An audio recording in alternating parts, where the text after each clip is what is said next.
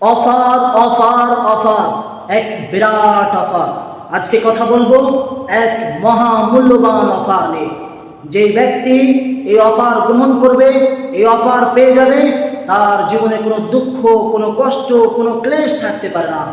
আজকের অফার ধনী, গরিব, কালো, ফর্সা, দেশি বিদেশি সকল মানুষের জন্য অফার।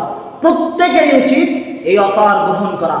আসুন জানবো সেই অফারটি কি, এত মহামূল্যবান অফারটি কি। সেই অফারটি হচ্ছে আল্লাহ সুবহানাহু ওয়া তাআলা মুমিনদের জন্য জান্নাত বিক্রি করে দিচ্ছেন। আল্লাহ সুবহানাহু ওয়া তাআলা সূরা তাওবার 111 নম্বর আয়াতের ভিতরে বলেন, ইন্নাল্লাহা আশতারা মিনাল মুমিনিনা আনফুসাহুম ওয়া আমওয়ালাহুম বিআন্না লাহুমুল জান্নাহ। আল্লাহ সুবহানাহু ওয়া তাআলা মুমিনদের জান এবং মালের পরিবর্তে জান্নাত বিক্রি করে দিচ্ছেন। আল্লাহ সুবহানাহু ওয়া তাআলা জান্নাত বিক্রি করে দিচ্ছেন মুমিনদের জান এবং মালের পরিবর্তে। অর্থাৎ আপনি আপনার হালাল অর্থ থেকে কিছু টাকা আল্লাহর রাস্তায় ব্যয় করুন আর পেয়ে যান এক বিশাল বড় অট্টালিকা, বালাখানা জান্নাত।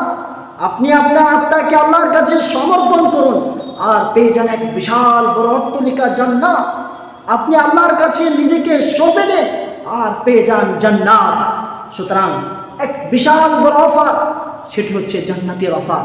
উক্ত আয়াতে আল্লাহ তাআলা শেষ অংশে বলেন, ফাস্তাবশিরু বিবাইইকুমুল্লাযী বায়া'তুম বিহি যালিকা হুয়াল ফাওজুল আযীম। তোমরা আনন্দিত হও ওই সমস্ত মানুষ যারা এই সওদা গ্রহণ করেছো, যারা এই ব্যবসায় অংশগ্রহণ করেছো, তোমরা আনন্দিত হও। হাসান বসরি রাহিমাহুল্লাহ বলেন যে এটা কত সুন্দর একটা, কত উত্তম একটা সওদা, যেখানে বিক্রেতা হচ্ছেন খুব স্বয়ং আল্লাহ সুবহানাহু ওয়া তাআলা আর ক্রেতা হচ্ছেন একজন সাধারণ মুমিন, একজন নরমাল মুমিন। বিক্রেতা হচ্ছেন আল্লাহ সুবহানাহু ওয়া তাআলা। হযরত ওমর রাদিয়াল্লাহু তাআলা আনহু বলেন, এটি একটি অভিনব ব্যবসা, এটি একটি অভিনব সওদা, যেখানে আল্লাহ সুবহানাহু ওয়া তাআলা মাল এবং মূল্য দুটোই তার বান্দাকে ফিরিয়ে দিচ্ছেন।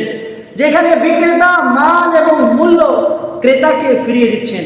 সুতরাং জান্নাত এক মহামূল্যবান জায়গা। নবী করিম সাল্লাল্লাহু আলাইহি ওয়াসাল্লাম বলেছেন যে এই গোটা দুনিয়া বিক্রি করে হলেও জান্নাতের এক চাবুক পরিমাণ জায়গা কেনা সম্ভব নয়।